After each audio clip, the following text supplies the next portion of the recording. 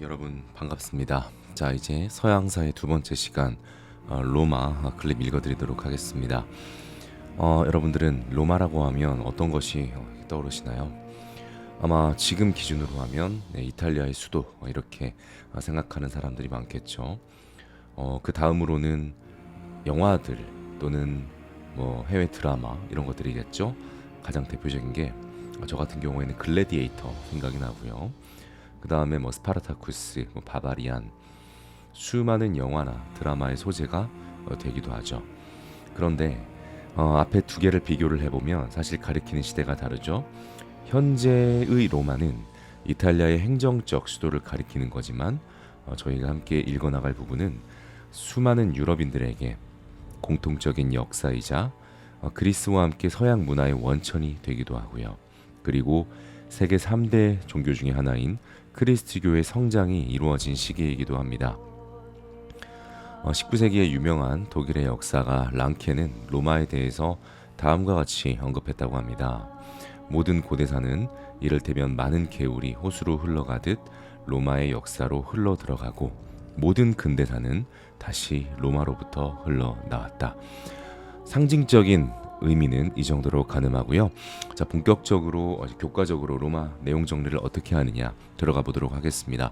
자, 기본적으로는 정치 체계를 가지고 크게 두 덩어리로 구분을 해서 살펴봅니다. 일단은 공화정 시기의 로마, 그리고 제정 시기의 로마 이렇게 구분을 합니다.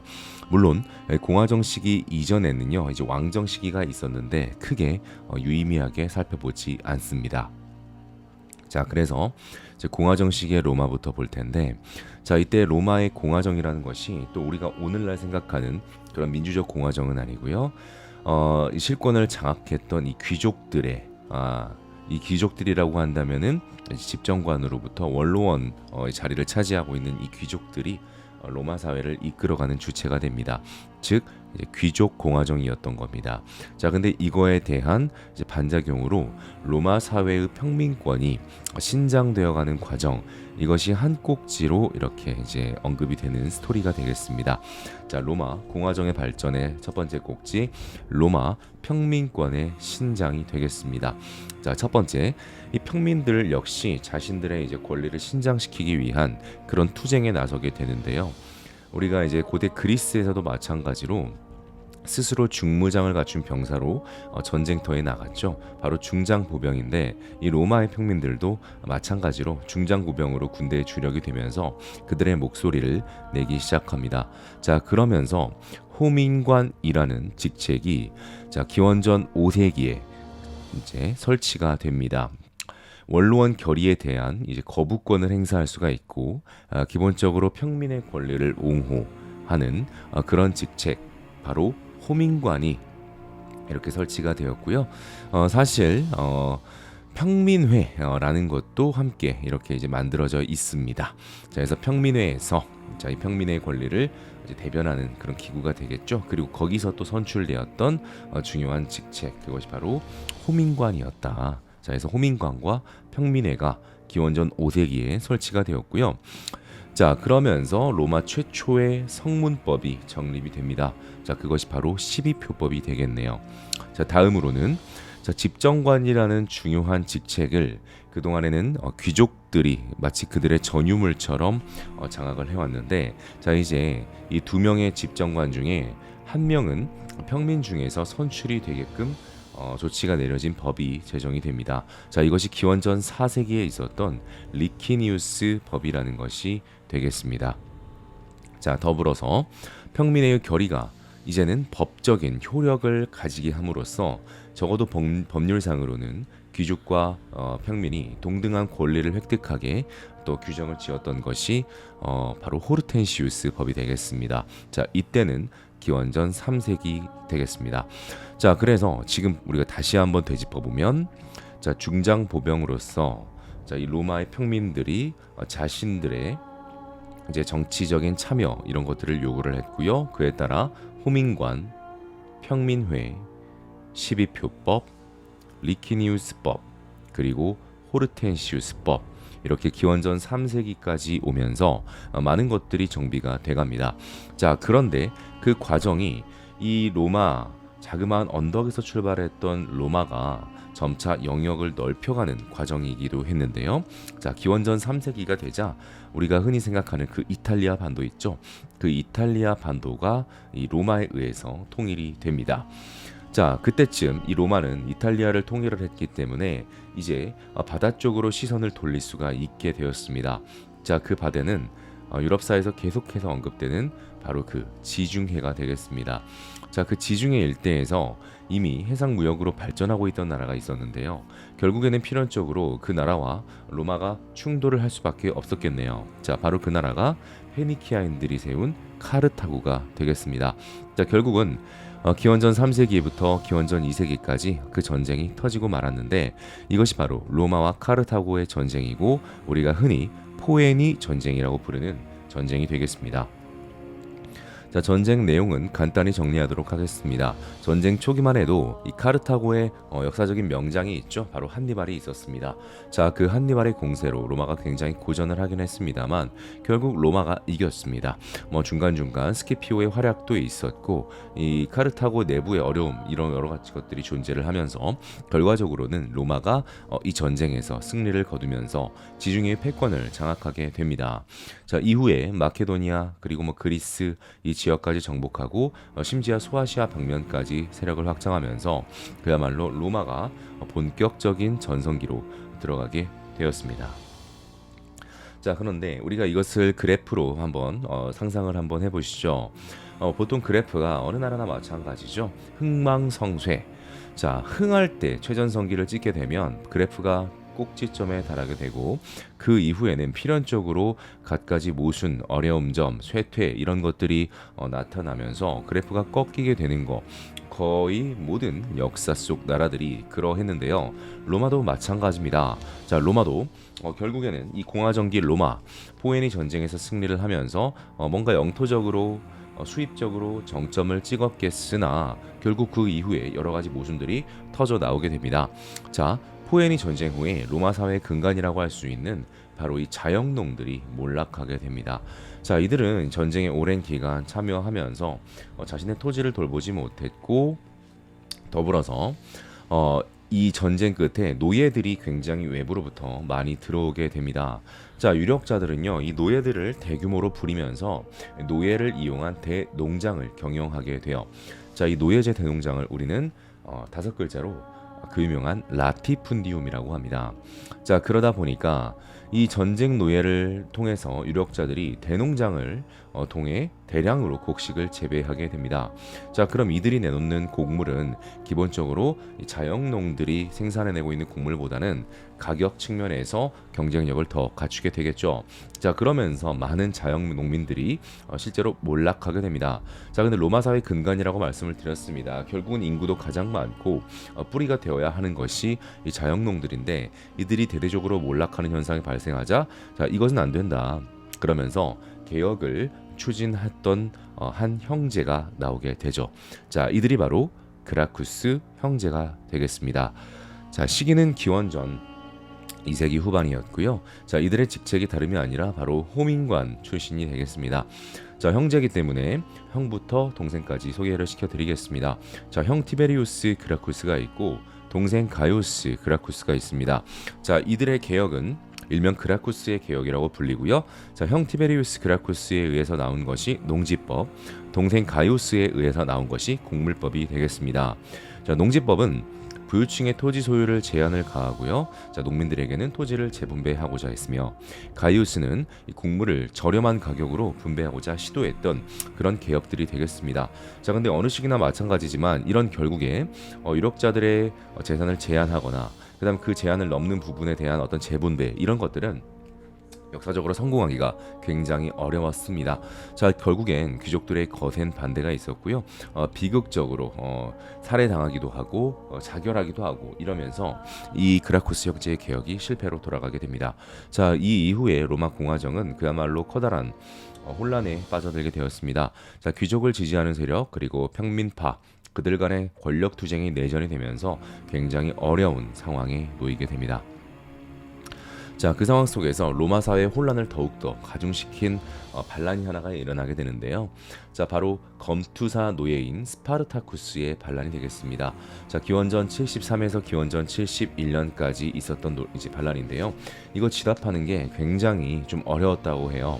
자, 근데 이런 것들을 이제 진압을 하는 과정 속에서 군인 정치가들이 성장을 하게 되고, 그 성장했던 정치가들이 서로 연합해 있는 형태의 정치가 로마에서 나타나게 됩니다. 자, 근데 딱 이 시기가 로마가 오늘 가장 큰 두 덩어리가 제가 뭐라고 했습니까? 공화정과 로마 제국, 제정 덩어리가 있다고 했는데요.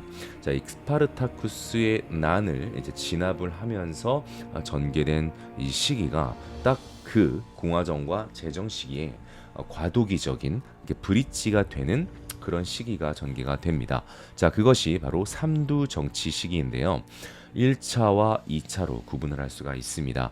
자, 1차는 카이사르, 그리고 크라수스, 그리고 폼페이우스, 이렇게 3명, 그래서 삼두가 되겠는데, 사실 뭐 로마사뿐만이 아니라 유럽 역사에서 가장 뭔가 임팩트가 있었던 인물, 뭐 카리스마가 있었던 인물, 상징적인 인물, 뭐 대중적인 인물, 이렇게 따져봤을 때 아마 손가락으로 꼽을 수 있는 인물이 이 삼두 정치에서 바로 카이사르가 되겠습니다. 뭐 유명한 어록도 있고, 뭐 갈리아 지역에 대한 정복, 뭐 여러 가지, 뭐 클레오파트라와의 이야기, 이런 것들이 있을 텐데요.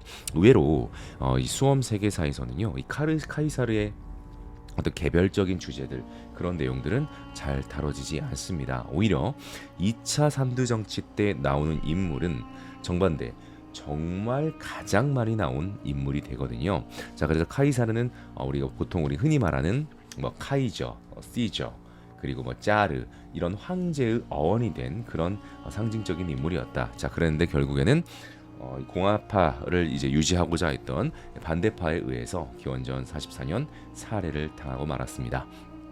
자, 그런데 그 카이사르가 살해되었던 그 공간에 어떤 자들이 나타나게 되느냐? 서로 카이사르의 후계를 자처했던 인물들이 나오죠. 먼저 카이사르의 양자였던 옥타비아누스가 있고요. 카이사르의 와 함께 이제 전장을 누비기도 했던 부하 안토니우스가 있습니다. 자, 근데 이 둘 간의 이제 반목이 굉장히 거셌고요. 이 외에 레피두스란 인물까지 추가해서 2차 삼두 정치라고 하는데요. 일단 옥타비아누스와 안토니우스가 더 중요하다, 언급이 된다는 얘기입니다. 자, 결국에는 옥타비아누스와 안토니우스가 로마의 어떤 이제 유일한 실권자는 누가 될 것이냐, 이거를 두고 서로 대립을 하게 되는데요. 결국에는 옥타비아누스가 승리를 거두게 되죠. 자, 이때 결정적인 전투가 하나 있습니다. 자, 그런데 그 전투에서 옥타비아누스 vs 안토니우스죠. 근데 안토니우스가 또 한 명 누구와 연합이 되어 있었습니다. 자, 그것이 바로 그 유명한, 원래는 이제 카이사르의 연인이기도 했는데 그 안토니우스가 또 그 연인이 새롭게 됩니다. 그래서 안토니우스와 이집트의 클레오파트라가 연합이 돼 있었고요. 그리고 옥타비아누스가 그에 맞섰다. 자, 이 전투가 바로 기원전 31년 악티움 해전이라는 전투가 되겠습니다.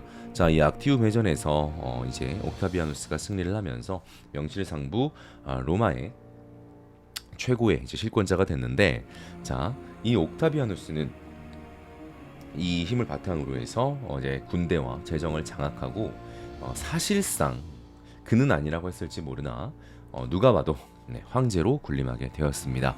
자, 그 스스로는요, 난 제일 시민이다 이러면서 프린캡스라는 것으로 자처를 했는데, 원로와는 뭐 어쨌건 그 옥타비아누스의 권력을 인정하고 아우구스투스, 즉 존엄한 자라는 칭호를 부여합니다. 그리고 군대 제도, 세금 제도, 이런 것들 개편을 하고요.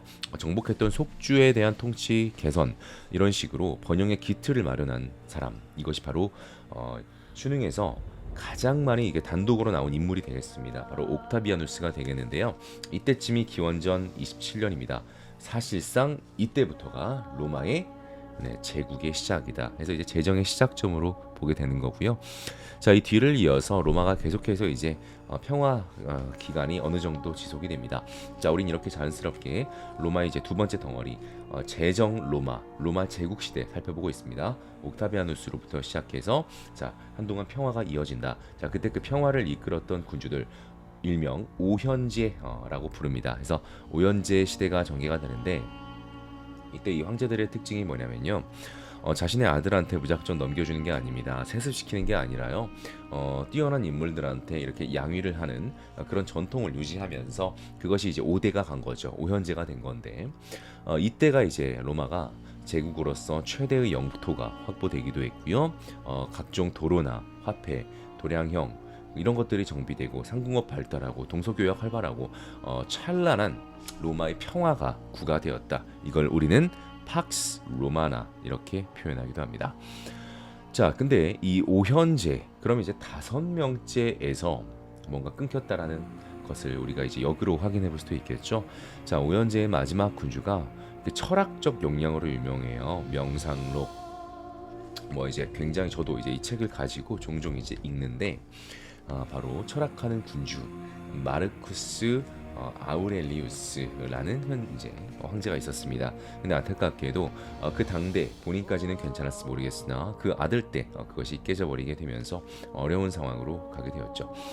자, 이 이후에 이제 3세기를 거치면서 로마가 이제 군인 황제 시대라는 게 펼쳐집니다. 이제 군대가 정치를 간섭을 하고 군인 출신 황제가 연이어 등장하는데 불과 50년 정도 되는 그 시기 동안 26명의 황제가 교체가 됩니다. 그러면 한 명의 황제가 굉장히 짧은 기간 재위를 했다는 얘기고 보통 그 재위 기간이 바뀌었던 요인들은 뒤이은 황제가 그 앞 황제를 제거하고 올라오고 이런 패턴이 전개가 됐다는 거죠. 그야말로 이제 쇠락하고 있는 어지러운 모습을 보였다는 얘기입니다. 자, 근데 때마침 그때 이민족들도 침입을 해옵니다. 게르만족도 조금 이제 낌새를 보이고 있고요. 사사랑조 페르시아와의 어떤 대결 이런 것들도 있으며 속주에서도 계속해서 반란을 일으킵니다. 자, 이러면서 외부에서 계속해서 이제 정복지에서 노예가 뭐 이렇게 들어오고 이러지는 못하는 상황이에요. 그래서 라티푼디움은 이제 보기는 어렵고 대신 소작을 주게 되는 거죠. 빌려주는 건데 그 소작인들이 이런 경제적인 요인 외에 경제 외적으로도 속박이 되어 있는 존재들입니다. 이들을 우리는 부자유작인 또는 콜로누스라고 부르게 됩니다. 자, 이들이 토지를 경작하게 되는데요. 그 토지를 우리는 콜로나투스라고 부릅니다. 근데 이것이 이제 우리가 서양사에서 중세로 가게 되면 굉장히 이제 자유가 좀 이렇게 억압이 되어 있던 소작인들, 바로 농노들이 될 텐데요. 자, 그거의 어떤 기원적인 요인으로 보기도 합니다. 자, 그러면은 우리가 이제 두 번째 덩어리 로마 제국을 보고 있었습니다. 옥타비아누스로 시작했고 오현제를 거쳐서 전성기 찍고 군인 황제 시대 거치면서 어두운 기운이 드리웠습니다. 자, 근데 바로 이렇게 무너지는 건 아니고 항상 역사적으로도 마찬가지지만 다시 좀 어려워진 나라를 다시 좀 재건하자, 중흥시키자 이러면서 중흥의 군주들이 또 나오게 마련이거든요. 그런 군주들이 나왔습니다.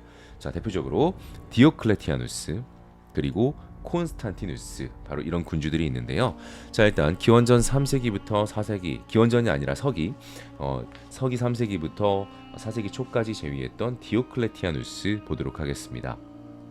자, 그는 기본적으로 전제 군주제를 도입하면서 왕권을 집중을 시켰고 화폐 개혁 그리고 군사 개혁 이런 것들을 추진을 했습니다.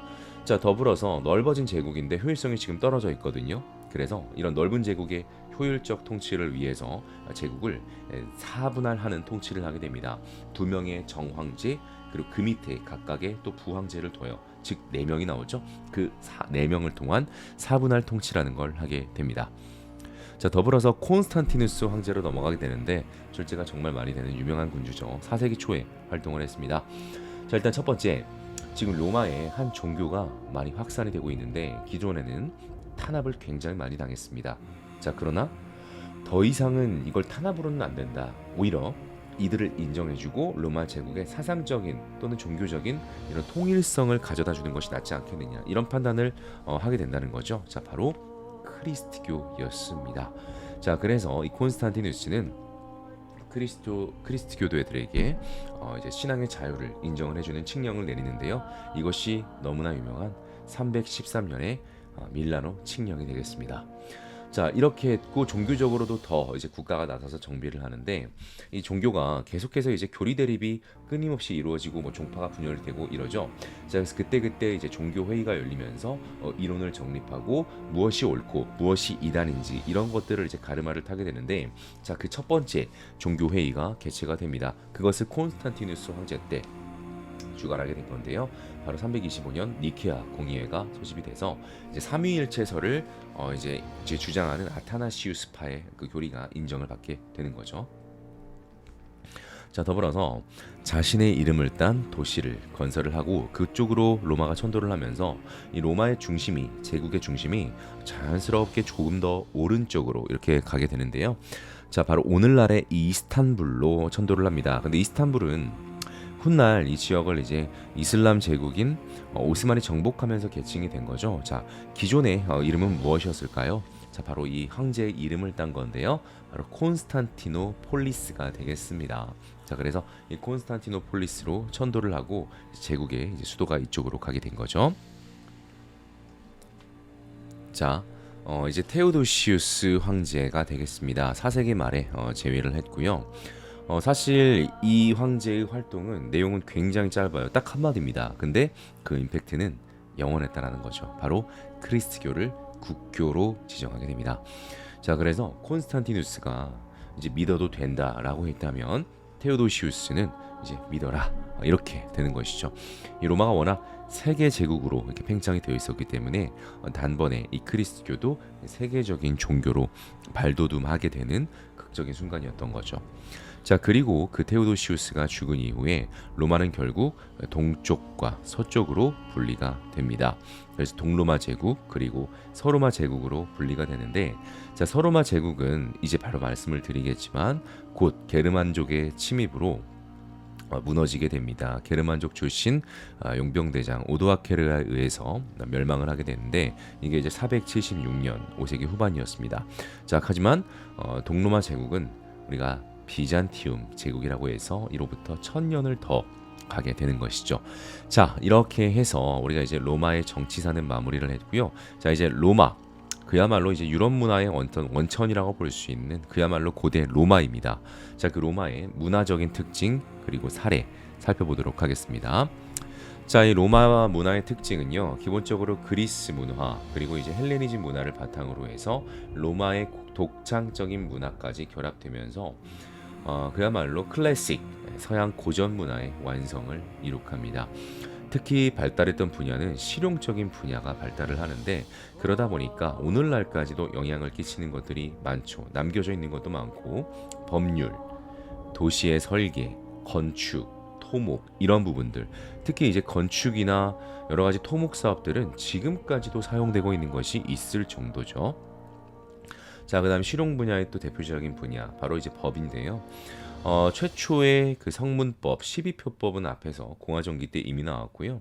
점차 이 로마가 정복 활동을 통해서 통치를 받는 사람들의 범위가 굉장히 넓어지죠. 자, 그래서 이 법의 적용 범위도 점차 넓어지는 특징을 보입니다. 그래서 이제 로마 시민들에게 적용되는 시민법으로 그리고 정복된 이 제국 안의 모든 민족에게 적용되는 만민법으로 이렇게 확대가 되고요. 나중에 비잔티움 제국에서 언급이 되겠습니다만 6세기의 유스티니아누스 때 이르러서는 그런 로마 법들을 다시 한번 집대성을 해내게 됩니다. 자, 그리고 이제 토목, 도로, 수도 시설, 그리고 원형 경기장 바로 가장 상징적인 랜드마크죠. 콜로세움 이렇게 만들어졌고요. 뭐 개선문, 목욕탕 여러 곳들에서 우리가 이제 볼 수가 있습니다.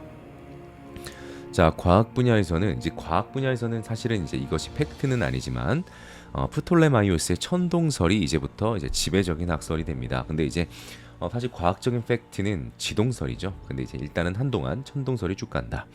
자, 역사 리비우스의 로마사, 타키투스의 게르마니아, 플루타르코스의 영웅전, 카이사르의 갈리아 전기 이런 것들이 있고요. 문학에서는 베르길리우스의 라틴 문화, 키케로의 산문 등이 유명합니다.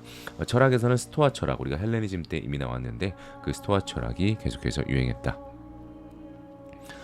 자, 그 다음 크리스트교를 잠깐 또 빼가지고 다시 한번 좀 언급을 할게요. 이 서양사에서 크리스트교는 사실 뭐 거의 하나의 챕터가 되는 부분이기 때문에 관련된 내용들이 아주 많죠. 자, 일단 첫 번째 이제 예수님이 등장을 했겠죠. 자, 그러면서 그 예수님이 이제 결국은 이제 탄압을 받게 되죠. 이제 유대인들에 의해서 이제 탄압을 받게 되고 이 예수를 메시아로 믿고 따르는 사람이 점차 그럼에도 불구하고 많아지죠. 그러자 이제 유대교 지도자분들 이제 뿐만이 아니라 이제 로마 자체에서도 이제 위협을 느끼면서 그를 결국은 십자가에서 처형하게 됩니다. 자, 그럼에도 불구하고 이 가르침은 계속해서 확산이 됩니다. 그 제자들을 통해서 확산이 되기도 하고 교회는 오히려 더 늘어나게 됩니다. 자, 하지만 이 로마에서는 기본적으로 황제를 숭배해 했기 때문에 이 크리스티교도들을 계속 이제 크리스티교도들은 이제 숭배를 거부하죠. 그러다 보니까 이 크리스티교 자체를 굉장히 이제 탄압을 가하게 됩니다. 하지만 교제는 확장이 되었던 것이고요. 그 시점에서 콘스탄티누스 황제는 밀라노 칙령을 내려가지고 크리스티교를 이제 공인을 하게 되는 거죠. 자, 그러면서 이제 교리를 한번 확립을 시키게 되는데 그것이 아까 말씀드렸다시피 아타나시우스파의 삼위일체설을 채택한 니케아 공의회였습니다. 그리고 이제 테오도시우스 황제 때 국교화되었고요. 그 이후에 로마가 동서 분할이 됐죠. 자, 그래서 서유럽에서는 이제 로마 교회가 그리고 동유럽에서는 비잔티움 제국이죠. 그 콘스탄티누스 폴리스의 이제 교회가 강력한 권위를 바탕으로 유럽 세계의 신앙을 주도하게 됩니다. 자, 이렇게 해가지고 우리가 이제 로마사 크게 두 덩어리, 공화정 그리고 이제 로마 제정 그리고 공화정 내에서의 발전, 제국 내에서의 발전과 쇠퇴 이렇게 살펴봤고요. 따로 로마 문화와 크리스티교 이렇게 정리를 한번 해보았습니다. 자, 내용이 적지 않았지만 여러분들 도움 되셨기를 바라고요. 다음은 서양사의 세 번째. 이제부터 우리가 보통 이제 서로마 멸망부터 우리가 이제 로마의 이제 서양사의 중세가 이제 들어간다라고 보는데요. 서양 중세사 내용이 아주 많거든요. 어쨌든 게르만 쪽 이야기로부터 시작해 보도록 하겠습니다. 자, 오늘 녹음은 이걸로 마치도록 하겠습니다. 감사합니다.